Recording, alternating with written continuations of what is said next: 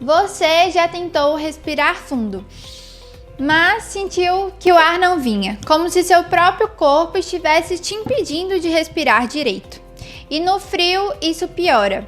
O peito começa a chiar, a tosse não para e de repente o que era para ser um dia comum vira um desafio para conseguir algo tão simples quanto respirar. A asma é uma condição que afeta milhões de pessoas, mas infelizmente ainda é mal compreendida por muita gente. A asma tem causa, tratamento e principalmente tem como você viver bem com ela se entender o que está por trás das crises. Então fique comigo até o final do vídeo. E a asma acontece da seguinte forma: os brônquios, que são aqueles canais por onde entra e sai o ar, reagem a certas substâncias irritantes. Eles se contraem, como se tentassem proteger o corpo de algo estranho. Só que nessa tentativa de proteção, acabam dificultando a passagem do ar. E é por isso que vem falta de ar, chiado no peito e aquela sensação de que o ar não entra de jeito nenhum. E sabe o que é mais curioso? Que na maioria das vezes o gatilho disso tudo é um processo alérgico. Então poeira, mofo, pelos de animais, ácaros nas roupas de camas pode se tornar um estopim para uma crise. E no outono e no inverno, que é quando as temperaturas caem, o tempo fica mais seco, as pessoas ficam mais aglomeradas em ambientes fechados, a situação se agrava.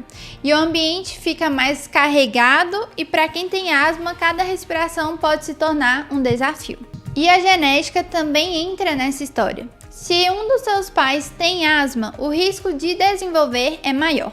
Se os dois têm, esse risco aumenta ainda mais. Mas mesmo com a predisposição genética, o fator ambiental influencia bastante. Mas agora vamos falar a verdade. Muita gente só procura ajuda quando a crise já está instalada.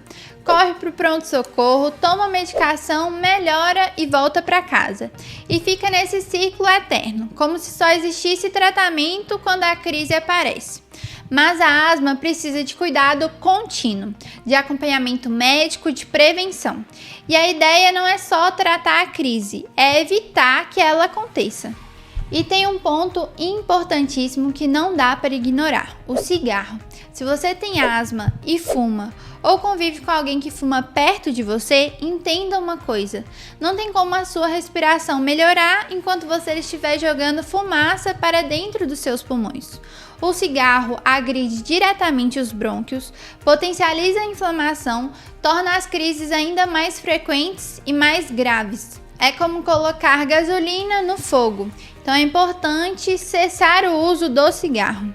Agora, se você tem um filho ou uma filha com asma, preste muita atenção.